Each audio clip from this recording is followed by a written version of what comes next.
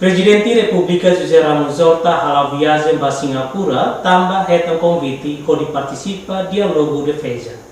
Banhira remata for condecoração do embaixador Brunei Darussalam ba Timor-Leste, Presidente da República José Ramos Horta ba jornalista e a Palácio Presidencial Nicolau Lobato ba Irupite quarta nedehan, nia ba Singapura tambah hetan convite onde participa Fórum Primeiro ba Dialogo Defesa no Segurança e a região Ásia-Pacífico. Presidente dehan e a Fórum Dialogo Defesa nia sehato declaração principal e a sessão plenária da Toluk com a gestão proliferação risco sira e a Ásia-Pacífico, se apresenta Timor-Leste a perspectiva com a arma nuclear no proliferação tecnologia míssil sira e a região.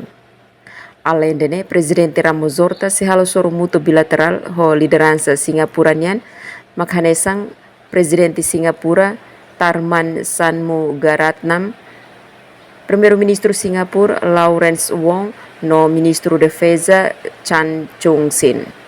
Presidente Ramos Horta se participa em sessão plenária hoje nebe cobre tópico crítico sira hanesan segurança Indo-Pacífico, desafio sira defesa cibernética no espaço livre no parceiro segurança global chinanian. Emerenciana Pinto, STL News.